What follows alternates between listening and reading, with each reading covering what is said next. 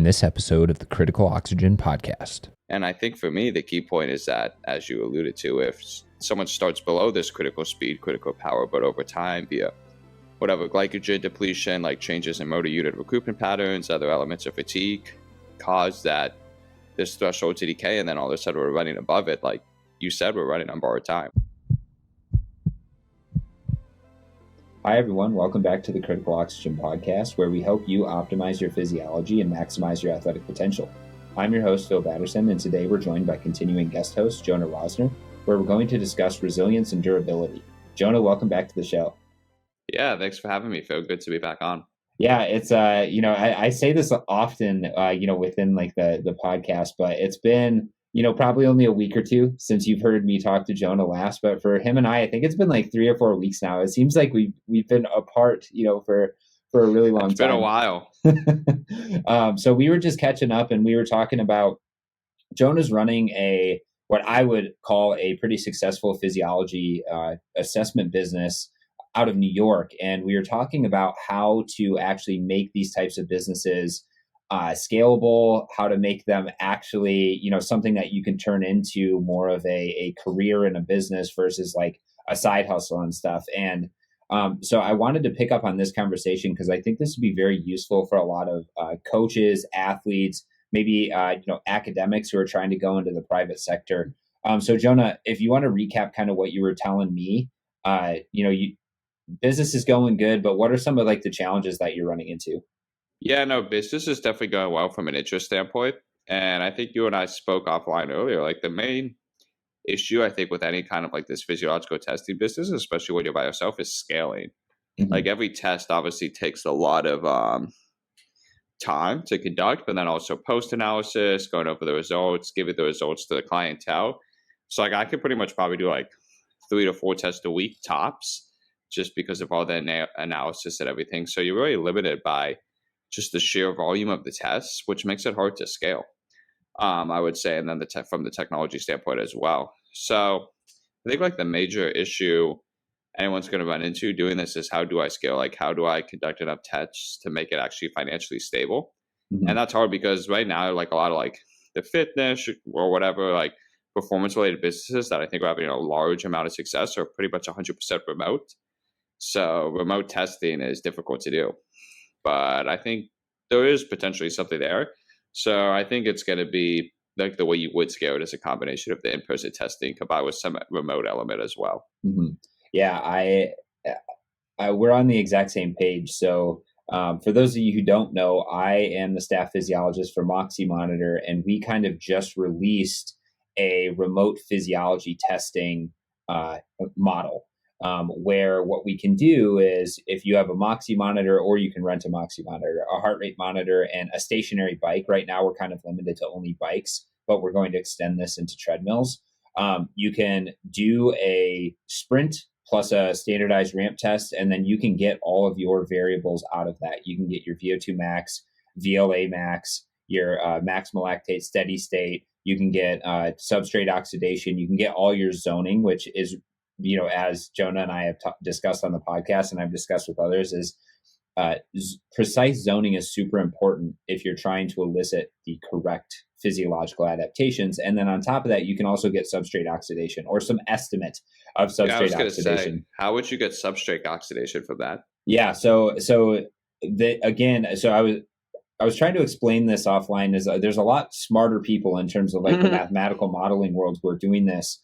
And this is where Trainalyze comes in. So they have 3 models that they essentially match your physiology to. So after your sprint test and your step test, you have a curve that it has your Moxie, your SMO2 stuff, your heart rate, and your power output. It takes those variables and it essentially matches it to a metabolic model that was made, I believe, by some, German physiology group. And from there, they can start to match how your physiology really matches whatever metabolic model that they're putting it towards. And then given that metabolic model, obviously there's assumptions like, built into all of these, but for not having to prick your finger, to do lactate testing and other things like that, and without having to have a metabolic device, which can be expensive, especially, upon startup, it gives you a pretty cool model of being able to say, okay, well, at a certain power output, how much carbohydrate am I oxidizing? And then from there, you can start to build out, okay, well, if I'm going to race at this power output and I'm going to be oxidizing 150 grams of carbohydrate, then in order to delay muscle glycogen depletion, I'm going to have to take in as much carbohydrate as possible. So you can start to get an idea. And it's probably not perfect, but it's this idea between like accurate and precise. It's probably pretty good in terms of like the accuracy and repeatability. Like it's going to tell you, the same things over and over because you're doing the same test. It's just the precision might be a little bit different compared to, a true, metabolic test. But we also know that, depending on the calibration of a metabolic test, lactate values also can be, crazy all over the place, depending on, how you're measuring them, if you get sweat in the sample, other things like that. So I would argue that, this remote testing gives people the opportunity to start to track their physiology, start to, change their zoning and do it on a regular basis. Right. And, from a coaching model or a physiology assessment model perspective, what I would recommend to people is say, okay, well, what you're going to want to do is you have individuals come in like once or twice a year to do in-person testing. And then during the in-between, what they're doing is they're going to do the remote assessment at home.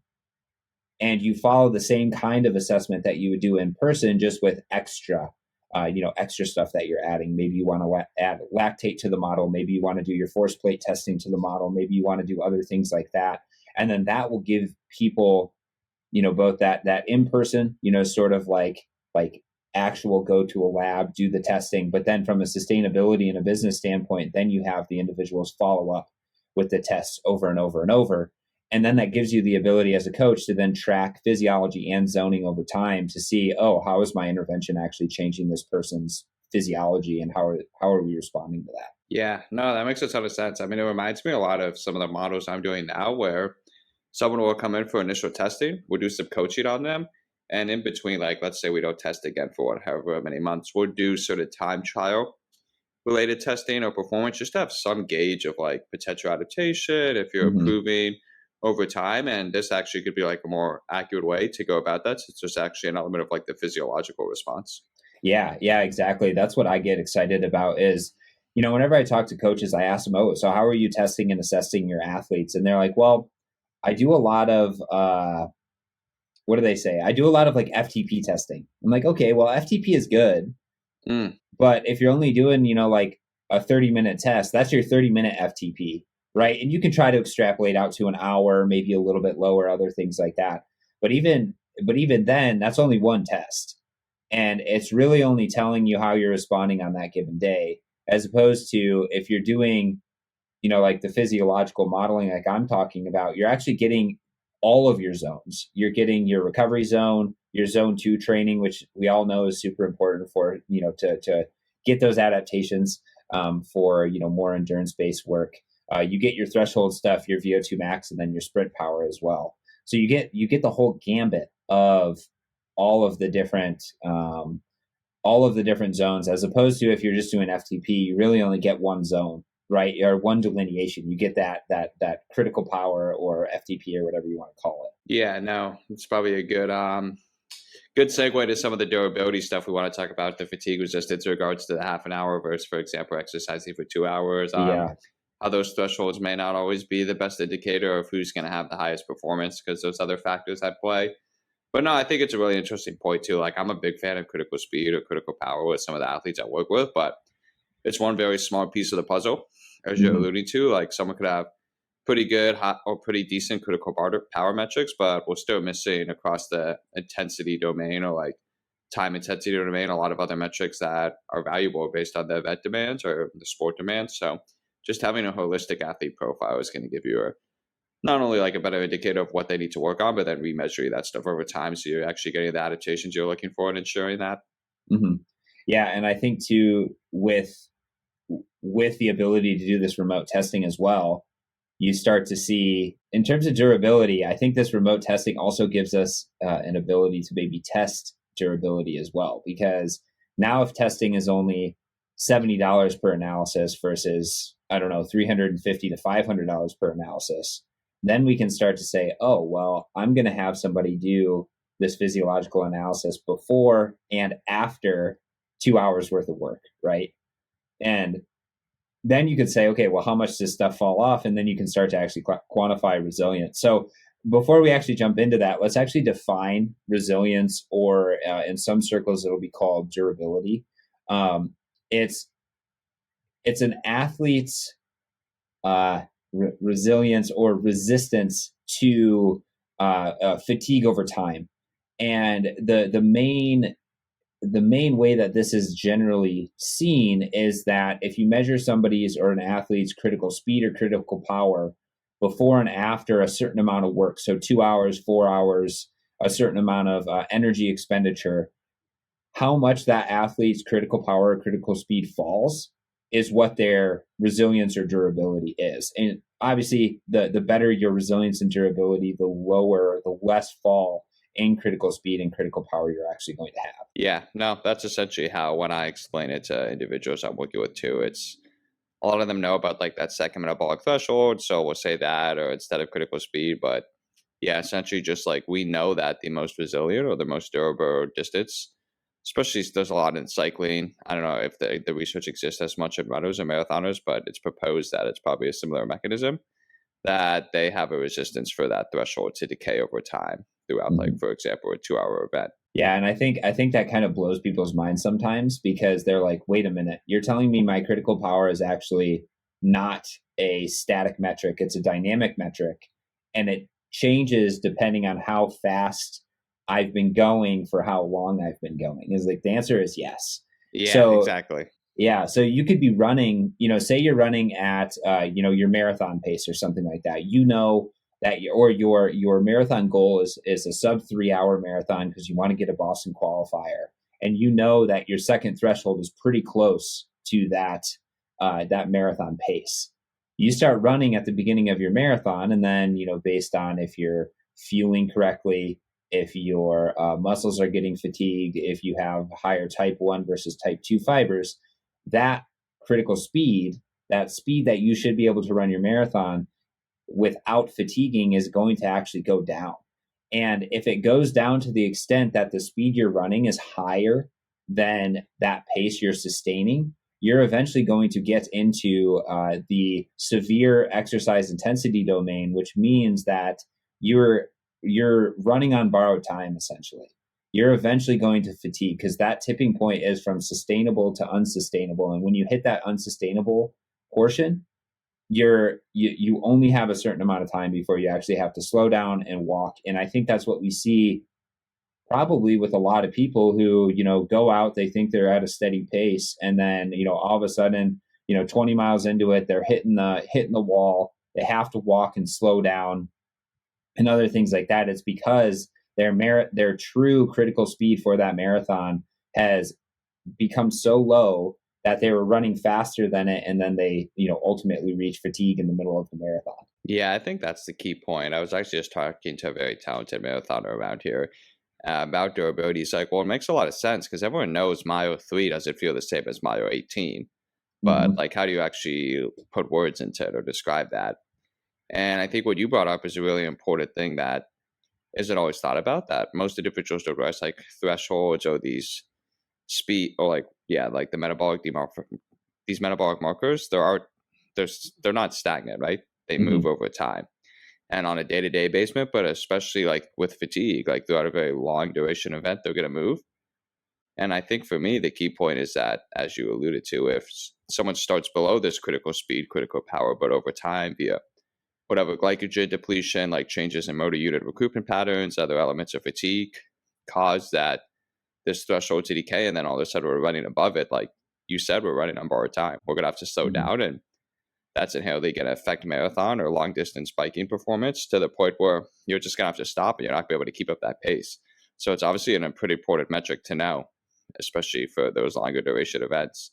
And I think the thing that is interesting, where we do see some underlying potentially correlations between like the classic models of endurance performance are VO2 max, running economy, efficiency, whatever, bike efficiency, and then the threshold, fractional utilization, whatever word you want to use. And it actually seems that the three of these there potentially is some relationships between those and durability, but they're not actually explaining a lot of the durability metrics. So it's almost like this fourth dimension or this fourth metric that may be unique, and that really can differentiate actually some of the best distance athletes, which I think is really interesting how the other three typical markers of endurance performance aren't exactly 100% going to be able to explain it.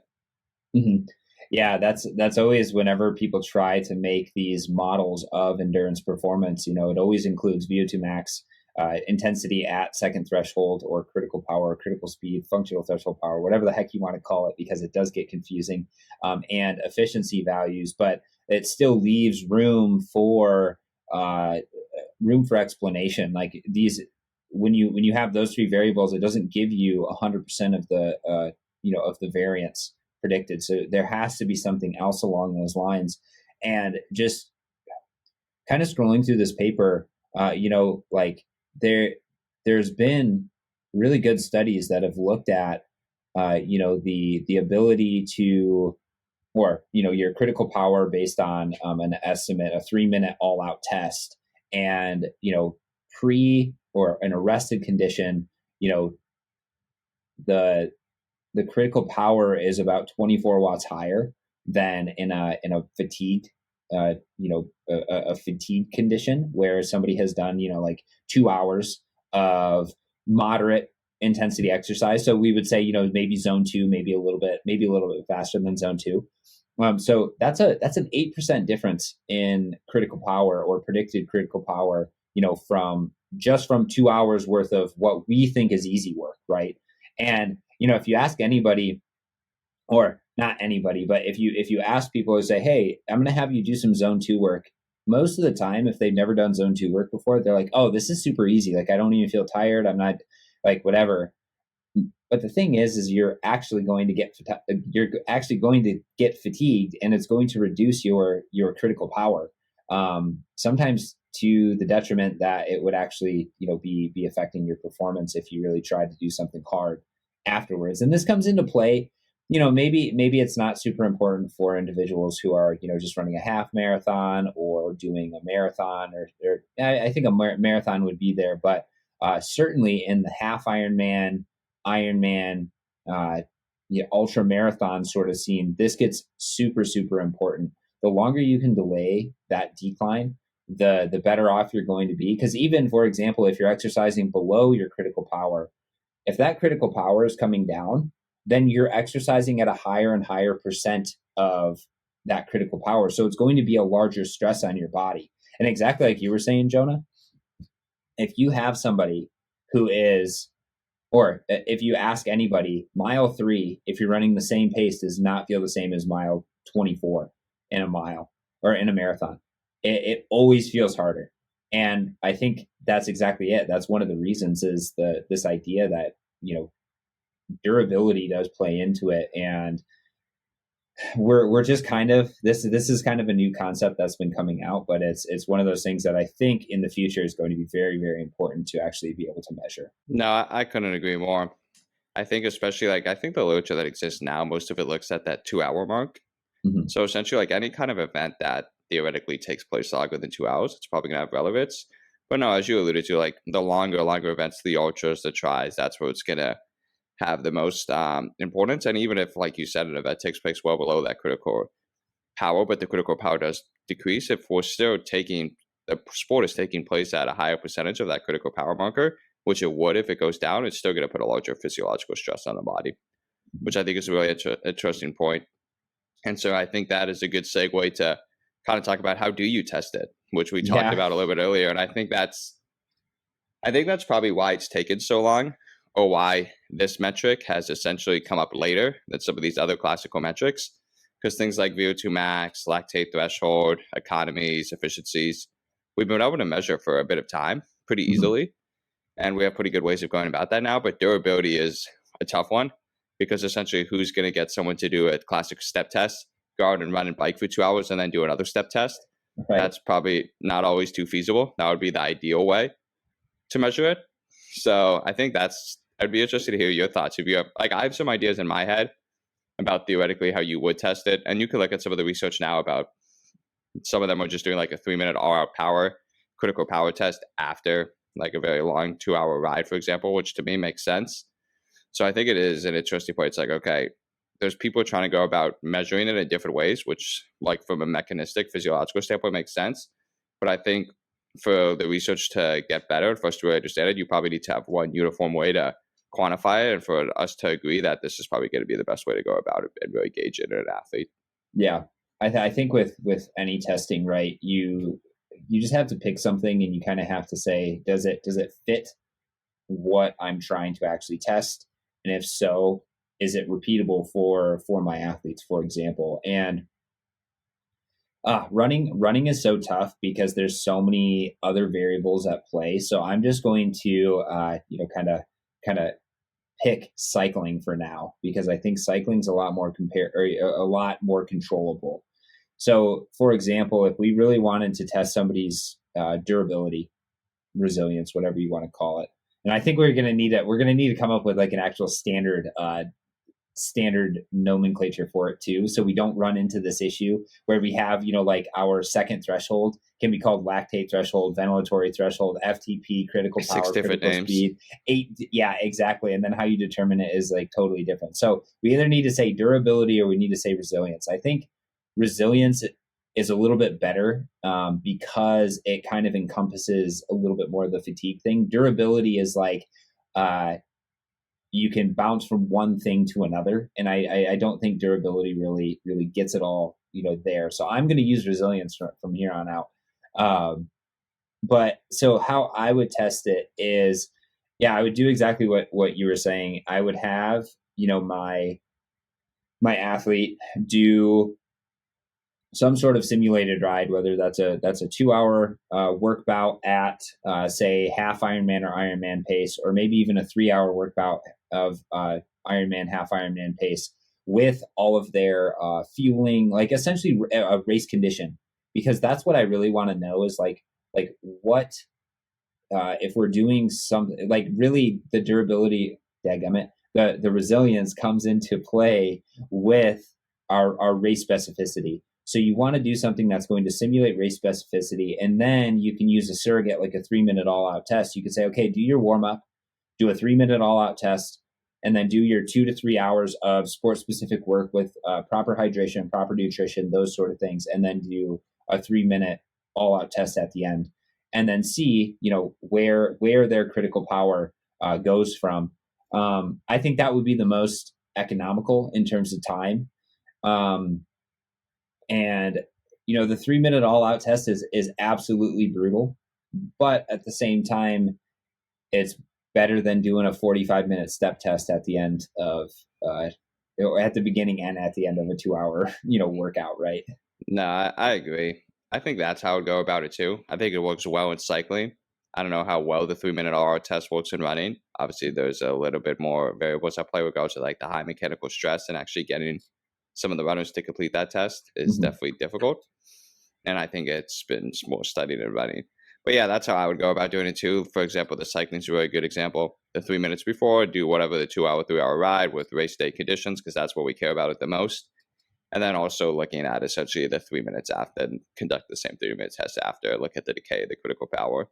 And I think that's like similar to some of the studies they did where they looked at like the juniors compared to like the world-class cyclers. Yeah. And that's where they really saw like, hey, there may be something here in this durability where VO2 max, threshold, whatever efficiency doesn't really separate them. But what does separate them is the decay in critical power pre and post 2-hour intervention. And that the world-class cycles, that's something that really differentiated them, that they had the ability to really maintain the critical power to a high level.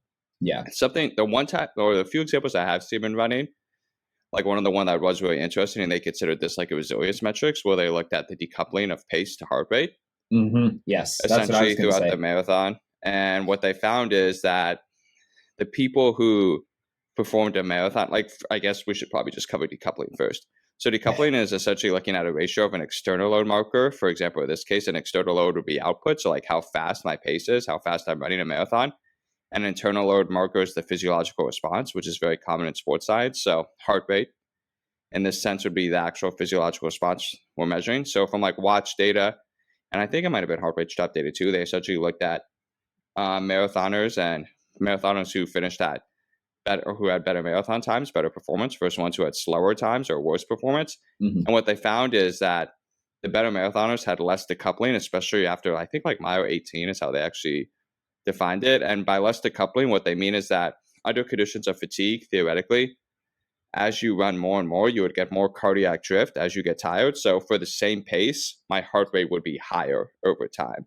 Mm-hmm. So if at the first minute, maybe my heart rate's 150 for a 6 minute per mile pace, for this example, mile 18, now it's 165, 170. So my heart rate's gone up even though I'm not running any faster. Mm-hmm. And that's where that cardiac drift or decoupling comes in. Maybe it's like dehydration or other elements of fatigue that are essentially causing a larger physiological cost for the same output. So that would be an example of decoupling, or vice versa. Maybe my heart rate stays the same, but I just have to run at a slower speed to maintain that heart rate. That's how else the ratio could be decoupled. And so essentially what they found, from my understanding, is that the best marathoners, they were able to maintain that pace without their heart rate going up as much, so less cardiac drift, where the marathoners who finished slower, who really tailored off towards the end of the marathon, their heart rate essentially rose to higher levels for that same pace. So they had less decoupling. So I think that's another interesting, because like decoupling, or like looking at the ratio of external to internal load, specifically pace versus heart rate, is something that comes up a lot in the sports science research. So I think that is another interesting way to, like in the field, potentially look at it. Like record someone's like, hey, like this is your external pace and this is what was happening to your heart rate. It is another interesting way to potentially gauge it, like in the field, actually. I don't know what your thoughts on, if you've seen that paper, what your thoughts on it are. Yeah, no, I saw that paper as well, and I was thinking about that exact idea. So, as opposed to actually having to do a test or something like that, again, race specific, if you have a good coach, you should be doing race specific work. So, you should be able to tell, okay, at race pace, this is my decoupling, in a sense. And you could do that with cycling too, right? You could say, okay, well, I'm planning on doing my race at 210 watts. How does my heart rate decouple from my power output during that 210 watts over the course of 2-3 hours? And it then takes out the need for another test. However, the reference markers, like we don't have reference numbers, right? Like we know generally like the categories of like a high VO2 max. We know generally the categories of high running economy, high, second threshold, those sort of things. Because this is such a new metric, we don't have I guess they started to in that study, and I can't remember the exact numbers. They like set some numbers about what would be like decoupling that would be acceptable or like not acceptable. It was a very small sample though, so I think what you're saying is correct, but we just don't have enough normative data to actually come to conclusions what to look for. But it potentially could be something to look at over time. But then obviously you have environmental factors that affect it, like heat and all those things. So it's a tougher one for me, the decoupling one, the ratio, but I still think it is interesting what they found.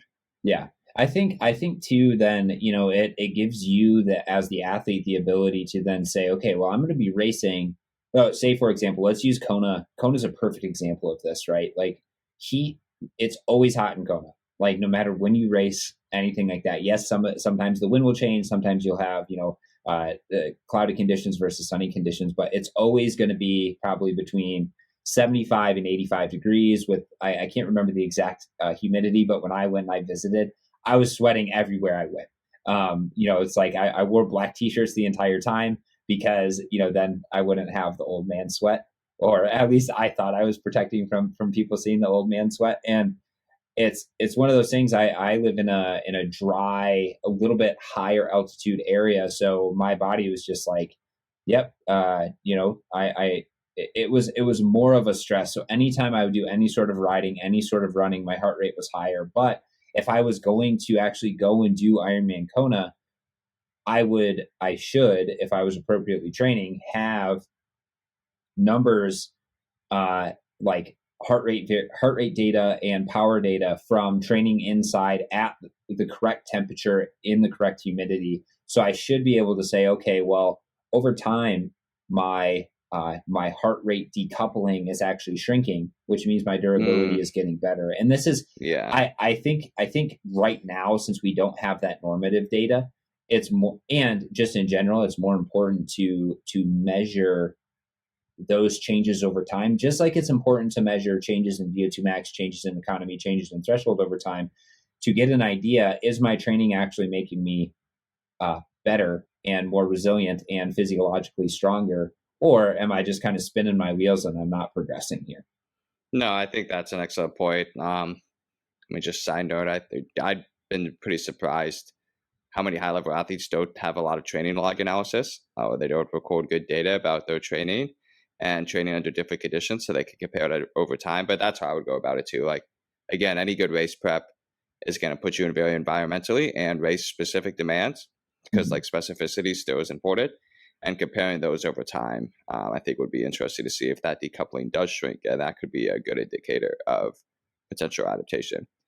And like you said, I think it is important, because what we are seeing is that some of these typical indicators are a great way to quantify durability, that we do some specific testing for it over time, just to make sure that is the adaptation, where maybe some individuals that really is the limiting factor. So if that is the adaptation we're going for, that we're actually quantifying it and show that the training is helping, which probably brings up the point of like, how do you train durability? All right. So how do you actually train durability? What's the best way to go about it? I think, kind of it all comes down to sport specificity, exactly like we were talking about. Like, if you want to get better at running a marathon, you have to train marathon pace. I'm not saying go and run a marathon, because for a lot of people it's probably an inappropriate amount of intensity and volume.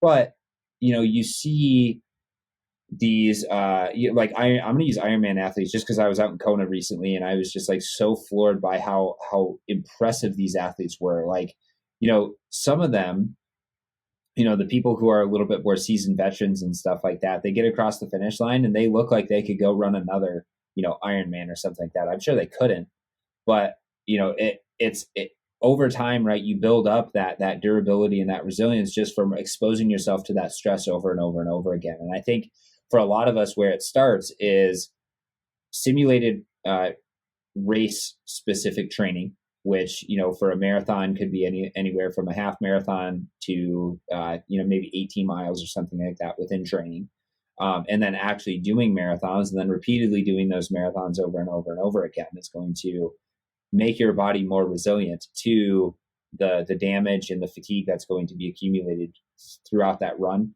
I also think this is kind of where zone 2 training comes into play a lot. Is zone 2 training gives you the ability to increase your volume, and if you're getting fitter, increase your intensity over time.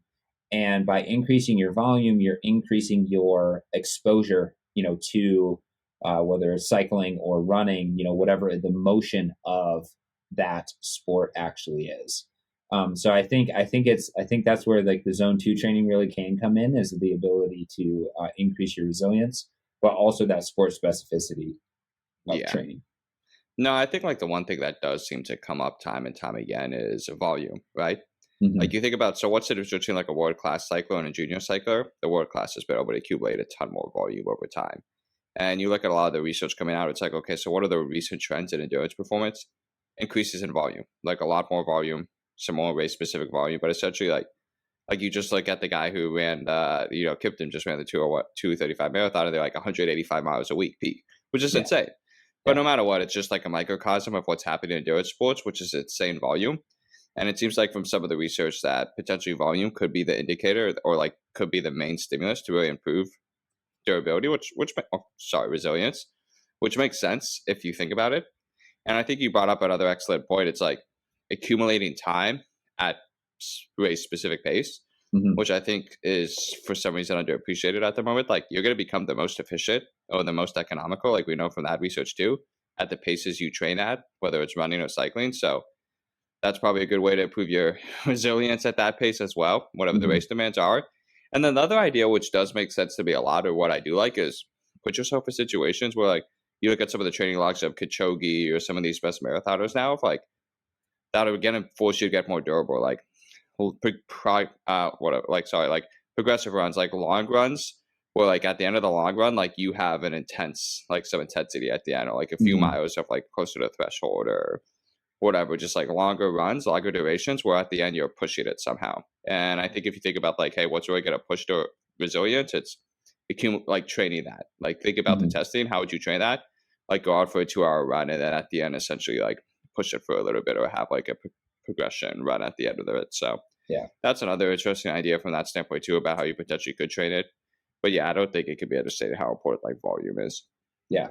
Yeah, I think, and like right now, the big thing is polarized training, right? People are doing 80% of their workouts at zone 2 or lower, and then trying to do 20% of their workouts with some level of pretty high intensity. And I think it's good, for things like base building. I think 80/20, the 80/20 approach is really, really effective for base building. But where I think the downfalls are, and research supports this, is that the closer you get to your race, the more sport specific you have to be. So you have to move that high intensity stuff down because you have to get more race Exactly. specific. And maybe, and you can still keep your zone 2 work because you want to continue to accumulate volume.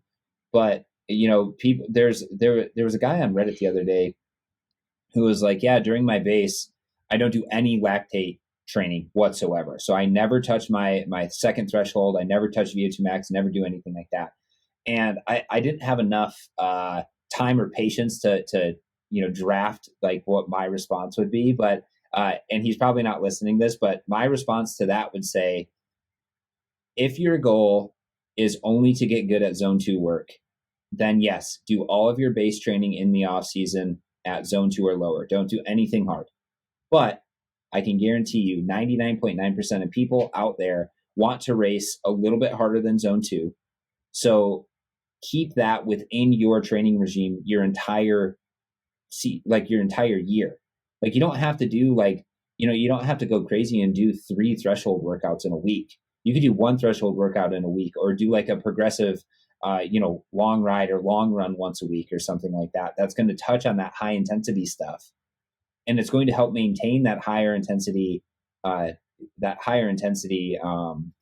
sort of fitness without inhibiting your ability to then gain more volume. Because really that's all that base is trying to do, right? Is trying to help you gain more volume.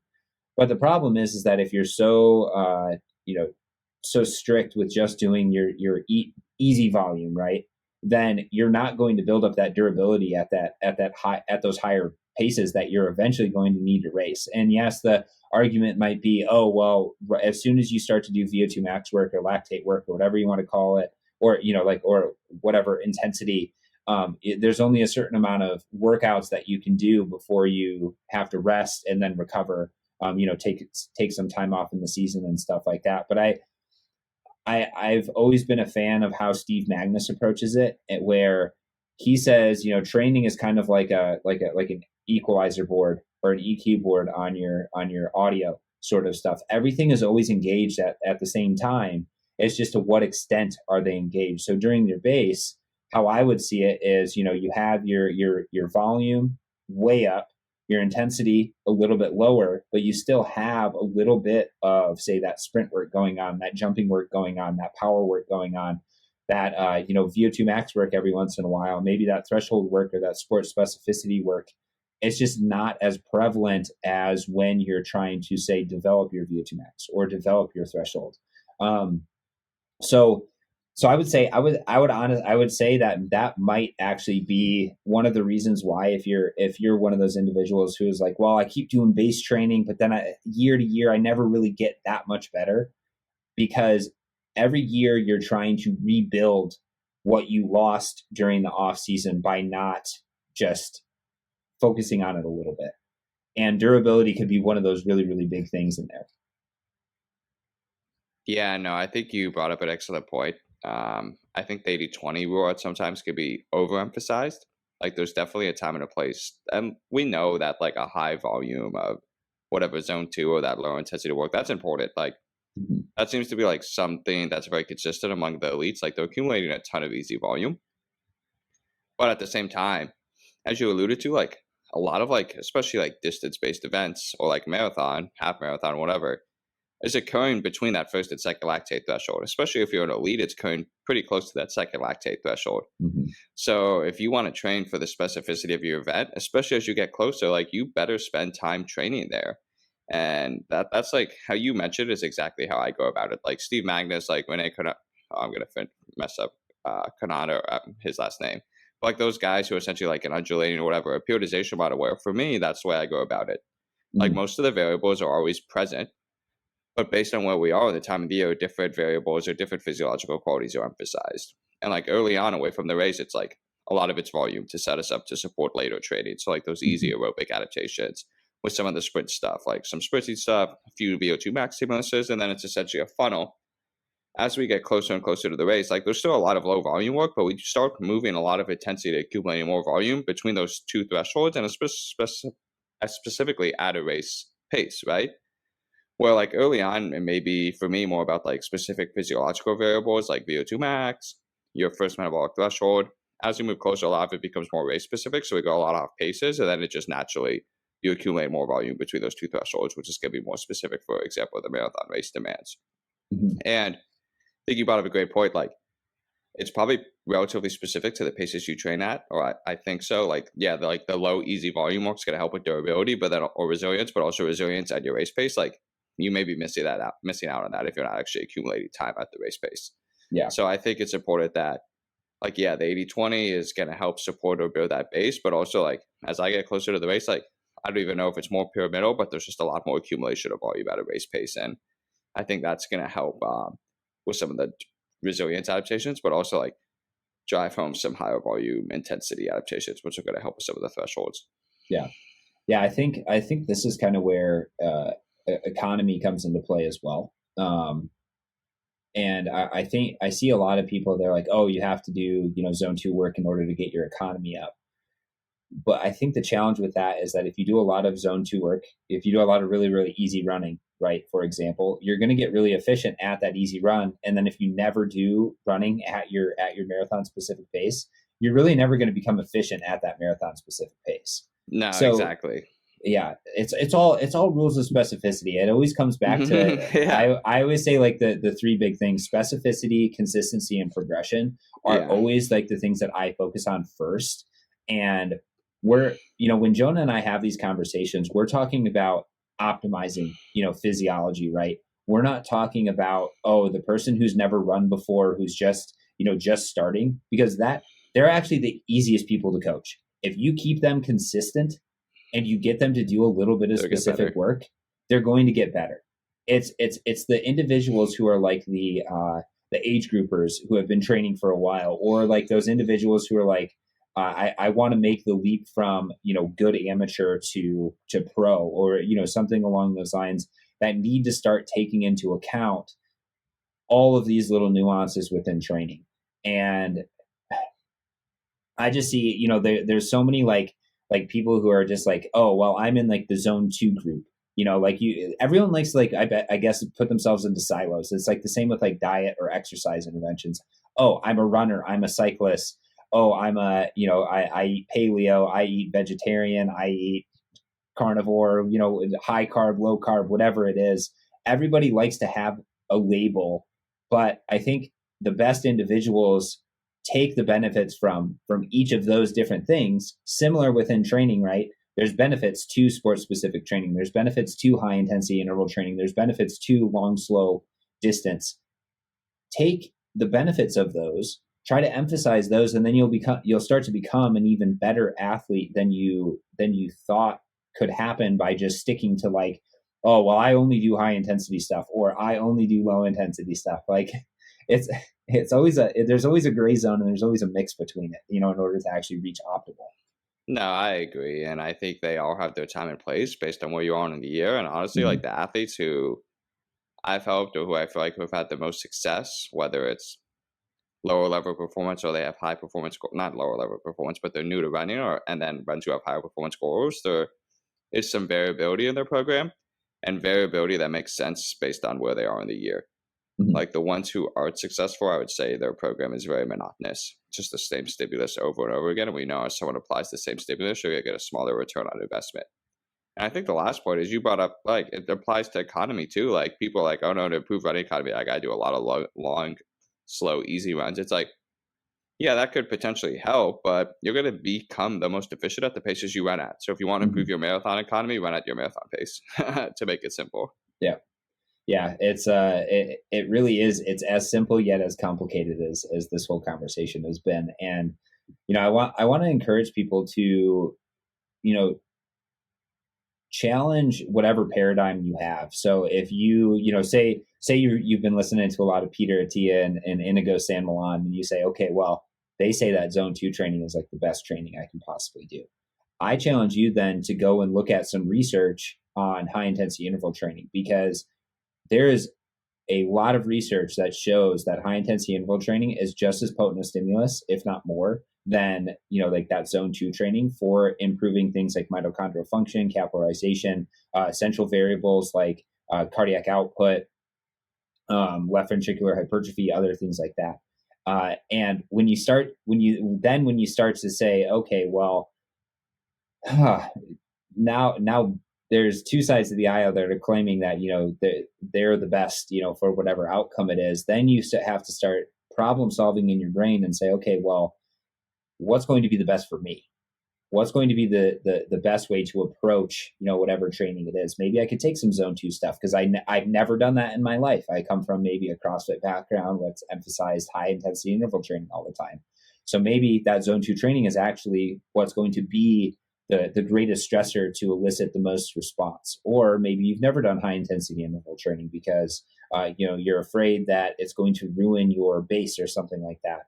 If you've never done it, there's a lot of room for improvement in terms of the stress being applied and you adapting to it. And if you've never exercised before, the good thing is that whatever you do, as long as you're not injuring yourself and overdoing it, you're going to adapt and get better. That's why people who come to CrossFit get better generally for the first 2 to 3 months, because it's such a novel stimulus for them that they're like, oh, every time I touch the barbell, I'm PRing. And then the 3-month mark comes around, and then they've kind of maxed out those adaptations. So that's a little bit of a long-winded way of just saying, everything in the proper dose needs to be within your training plan. Go from less specific to more specific throughout the year. And I really like the way that Jonah put it, where you said in the beginning of the year, you focus on the development of those physiological variables. And then as we get closer to race, you kind of say, okay, well, those aren't important anymore. What we want to do is we want to develop race-specific qualities. And from the race-specific qualities, then the athlete, can kind of hone that edge, hone that sword into something that's really sharp, so then they can actually perform on race day. So I think with that, that was a really good discussion on durability and resilience. If you guys have any questions, reach out to me on Instagram at critical02.